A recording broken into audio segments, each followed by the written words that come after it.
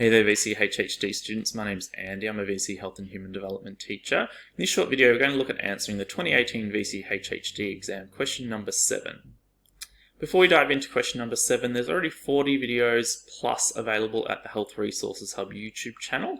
So if you're after useful videos like this one, a new one will also be coming out each day between now and the HHD exam at the end of the year. So if you subscribe to that channel, you can access all of those. I'm running the ACE HHD exam preparation revision lecture at the end of the year, so you can book a spot to that at book.acevce.com. You can see our social media links there if you'd like to follow us and get an alert to the new videos coming out each day, and also our email if you've got any questions or suggestions for videos you'd like me to work on. So the 2018 question number 7 was worth 10 marks, and you can see here that it started off with a table that had indicators of health status for a range of countries. So in reading time, you'd want to look at this table carefully. See there's 5 countries down the side here and 5 of these indicators across the top. Question number, or letter A, for 2 marks was asking you to identify a low-income country from the table and use data from the table to justify your response. So if you look up here, you'll see that South Sudan and Niger, had the highest fertility rate, the lowest mean years of schooling, the highest chronic respiratory disease death rate, and also the lowest human development index. So either of those 2 countries would have been appropriate to choose for low-income countries. As part of your justification, any of those pieces of data that I just mentioned, you could include those. It's probably worth including 2 of them, and then use the data to back up, that choice, state whether it was high or low, and then mention that that was a typical characteristic of a low-income country. Don't forget to use the appropriate units, so if you were talking about the chronic respiratory disease death rate for South Sudan, you'd want to mention it was 63.2 per 100,000, so making sure you're obviously getting that units in to make sure you're referencing that data correctly. You can see there then B part 1 was asking you for 2 marks to describe the Human Development Index. So for 2 marks you'd want to make sure you'd had 2 clear statements about the Human Development Index. You could talk about how it is a measure of social and economic progress, within a country, measuring their levels of human development. You could also mention that it was made up of 3 dimensions and 4 indicators and list those, and that would have been sufficient to get you 2 marks for that question. Part 2 of B was asking you to outline an advantage and a limitation of the HDI. So there's obviously quite a lot of advantages and limitations. Could have talked about the fact that it's a composite statistic, so it makes comparisons between different countries easier. You could have talked about how it's measuring more than just GNI, to try to evaluate levels of human development within a country.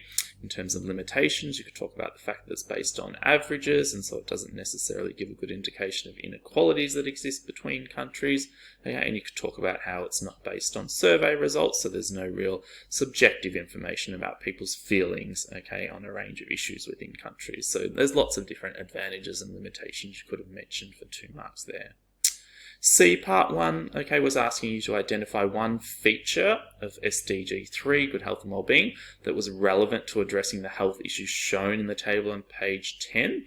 So there was quite a few different features of SDG you could have mentioned here for 1 mark, things such as ensuring access to universal health coverage, or reducing the incidence of non-communicable diseases. So you just had to look back at that table and think about, there was issues there like fertility rates, there were issues there like cancer, and how could I link those to a particular feature of an SDG?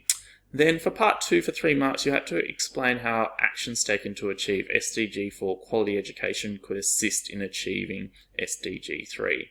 So the important part here, is that when you're linking a particular SDG to SDG 3, make sure that you know more about the different SDGs, that you're required to know about, than just the name. So you can see down here in the sample response, it shows you that this student here mentioned that SDG 4, quality education, addresses the importance of girls and boys around the world having equal access to high quality education from primary to tertiary levels. So it shows you that this student knows more about the SDG than just the name quality education.